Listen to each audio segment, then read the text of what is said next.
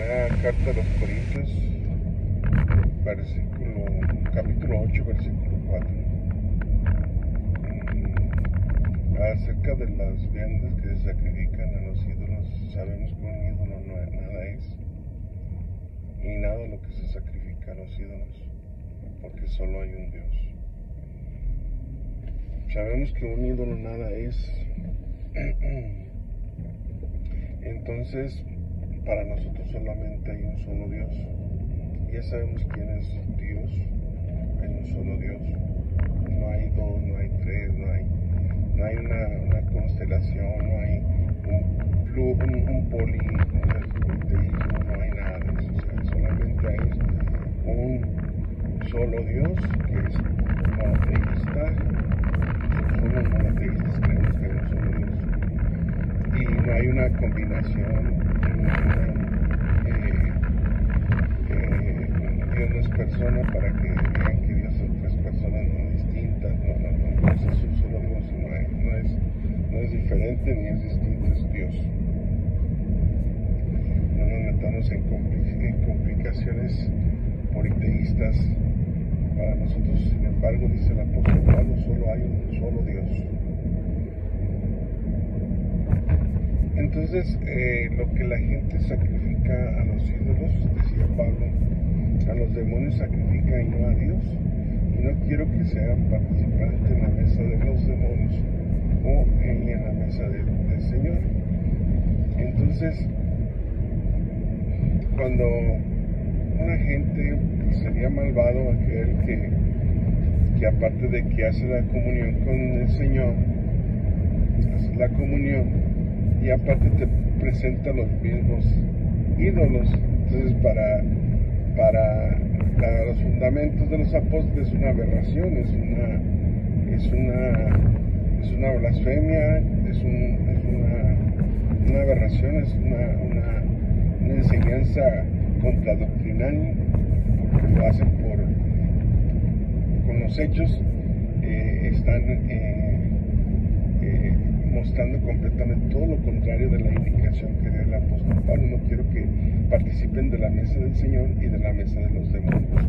No quiero que participen porque para el apóstol lo que la gente sacrifica a los ídolos, a los demonios sacrifica y no a Dios. Entonces, quienes participan de la mesa del Señor y de la mesa de los demonios, entonces es una aberración, no tiene nada que ver con el cristianismo. Están completamente haciendo actos contrabíblicos, contra indicaciones apostólicas. Entonces se pierde completamente la esencia de la intención del apóstol Pablo a la indicación que da. Sabemos que un ídolo nada es, o lo que se sacrifica a los ídolos, pues nada es. ¿Sí? Entonces, referente a esto, los ídolos, mucha gente habla de los ídolos, y la Biblia pues, sí dice, dice que hay mucha gente que tiene ídolos, que sigue ídolos, que tiene sus imágenes, que tiene sus y que la Biblia pues lo reprueba completamente, ¿no? Aquí en los ídolos se está refiriendo precisamente a los que se dicen dioses. Ahí Pablo lo explica, dice, mas sin embargo para nosotros hay un solo Dios. O sea, y en realidad pues no hay más dioses. O sea, la gente ha querido decir que hay dioses, entonces para ellos esos son ídolos, y hacen fiestas, y la fiesta del pueblo y el santo patrono, y la gente se constituye sus ídolos. Aparentemente son ídolos imaginarios porque nunca se ha comprobado la existencia de ellos.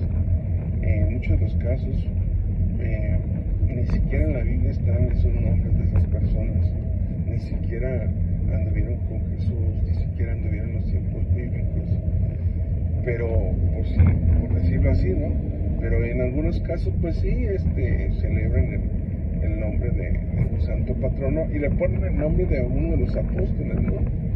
y hacen fiesta y hacen comida y todo eso. Bueno, en aquel tiempo también se hacía eso, o sea, se hacía eso con los ídolos de la antigüedad, que eran, pues, obviamente, la reina del cielo, pues era Diana de los Efesios, que actualmente, pues, ya se les da un matiz cristiano y se le pone que la reina del cielo, pero en realidad, la intención de Jesucristo nunca fue esa, de que la gente hiciera ídolos, y que la gente adorara esos ídolos, y que en realidad hiciera del cristianismo, que es monoteísta, a un cristianismo un cristianismo que cree en varias divinidades, ¿no? Creemos que hay un solo Dios, y que ese Dios, hay un solo Dios y un solo mediador entre Dios y nosotros, Jesucristo, hombre. Hay un solo Dios para nosotros, el Padre, sí, y hay una parte clara donde nos señala que Dios es uno, ¿no? O sea, Juan capítulo 1, verso 1, dice en la Biblia, nos habla que hay un solo Dios. Y Jesús muchas veces diría, el Padre uno somos, y Jesús decía, le preguntó uno de sus discípulos, Señor, muéstranos el Padre y nos basta. Y Jesús les dijo, yo tanto tiempo hace que estoy con vosotros y no me has conocido. Felipe, el que me ha visto a mí, ha visto al Padre. ¿Cómo dices tú, muéstranos al Padre? Entonces, San Juan 14, también pueden leerlo, vemos cómo Jesús se manifiesta como Dios cuando reprende el viento y la mar. Cuando el viento y la mar, pues, querían ahogar la barca donde iban sus discípulos, y Jesús reprendió el viento y la mar. ¿Quién es este que aún el viento y la mar le obedecen? Entonces, vemos en Jesús, ese Jesús que vino a salvarnos, la declaración de que Él y el Padre era uno solo. No había dos, no había tres, no, era uno solo.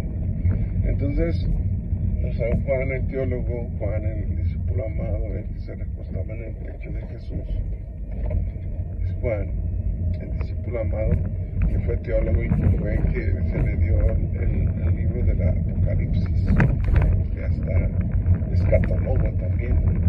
No nomás fue teólogo Juan, sino también fue escatólogo, porque le dieron el libro de la revelación. Juan, capítulo 1, siempre trató de demostrar que Jesús era Dios.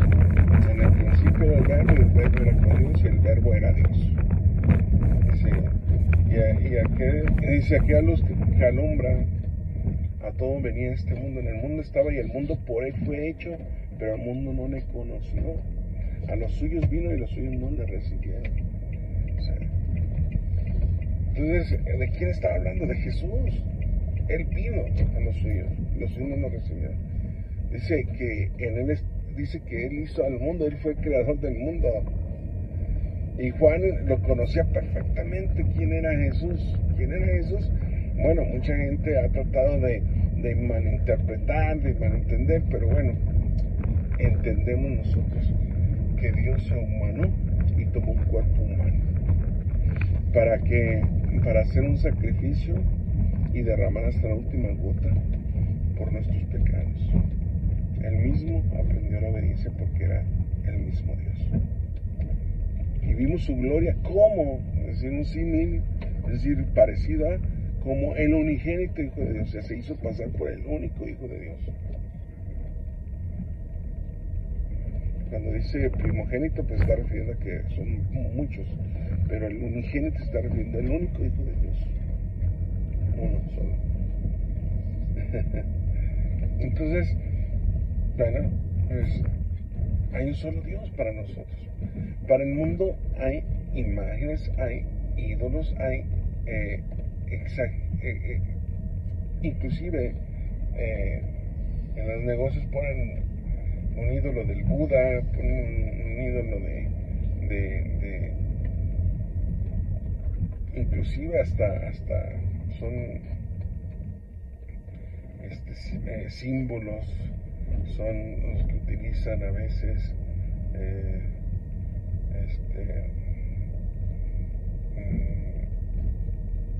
Utilizan piedras, utilizan barro, utilizan oro, utilizan plata para, según ellos, decir que son. Ese es el cristianismo moderno que está fundado en la doctrina de los ídolos. Pero, sin embargo, la Biblia no enseña así, y usted dice, Pablo dice que un ídolo nada es. Entonces también dice Pablo, y no nomás Pablo, sino también a la luz de la Biblia, Salmo 115, el Salmo 115 nos habla que tienen ojos, no ven, manos tienen, no andan, y semejantes a ellos son los que los hacen, y cualquiera que confíe en ellos. Y eso, precisamente, los ídolos de la nación son eso. Dicen que tienen ojos y no ven, oídos tienen, no oyen, manos tienen, no palpan. El único que hizo el sacrificio es Jesucristo, que es lo que no entiende el cristianismo. ¿Por qué tenerse que remitir a un engaño y adorar ese engaño y aferrarse a ese engaño, a esa mentira? Mismos sacerdotes lo han dicho, que no, eso no hace nada. O sea, el único que es Dios. Pero la gente no ha entendido y quieren aferrarse y quieren sacar de la Biblia cosas que no existen, porque no existen, no hay fundamento. Es todo lo contrario, la Biblia refuta completamente la adoración a las imágenes, a los ídolos. Oh, pero que donde dice, Éxodo 20 también dice, no te harás imagen ni ninguna semejanza de lo que esté arriba en el cielo, ni abajo en la tierra, ni debajo de la tierra, en el mar. No te inclinarás a ella ni las honrarás. Porque Jehová tu Dios, porque Yahvé tu Dios es fuerte, celoso, que visita la verdad de los padres sobre la tercera y cuarta generación de los que le aborrecen. Entonces, pues Dios es celoso y Dios no quiere que tengas imagen ni ninguna semejanza de lo que está arriba en el cielo. Mucha gente quiere a fuerzas forzar la Biblia y ya nada más y hace una combinación que no tiene nada que ver con la Biblia, no tiene nada que ver con la idolatría, no tiene nada que ver con eso. O sea, sí, inclusive dicen, no, pues es que, entonces, ¿por qué ustedes agarran los billetes y los billetes tienen inscripción? Pues si Jesús hubiera dicho, pues lo que sí dijo Jesús es que vio la moneda, ¿de quién es esta inscripción? No, pues de César, todo a César lo que es de César y a Dios lo que es de Dios. Jesús nunca anduvo diciendo que eso era idolatría, si no ahí lo hubiera dicho. Dios les bendiga. En realidad, ese no es un ejemplo para contrarrestar una doctrina donde Dios está diciendo que no te hagas imagen ni ninguna semejanza de lo que está arriba en el cielo. No te inclinarás a ella ni las honrarás. No las honrarás. O sea, honrar, venerar es lo mismo.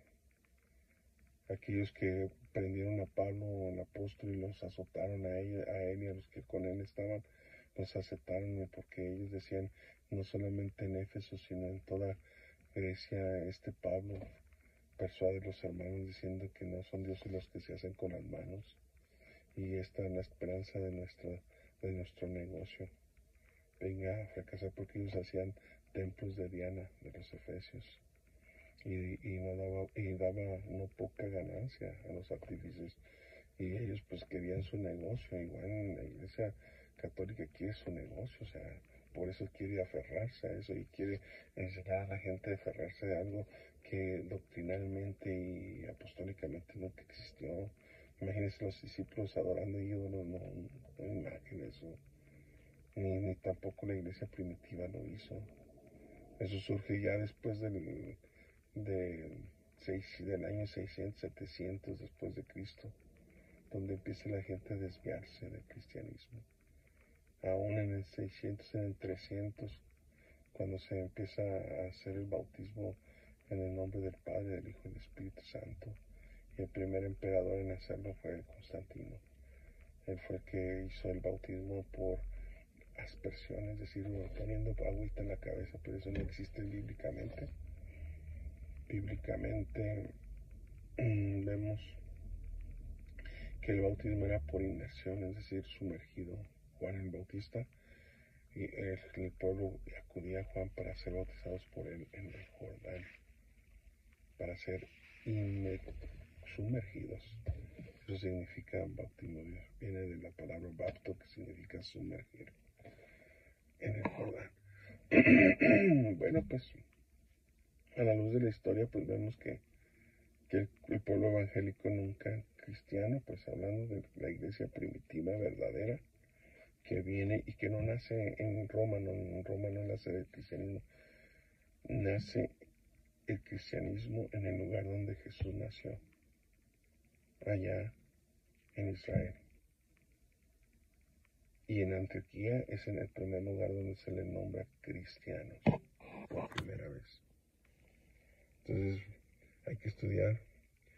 A nosotros nos da la consigna, Señor, escudriñen las escrituras porque a vosotros les parece que en ellas tienen vida eterna y ellas son las que dan testimonio de mí.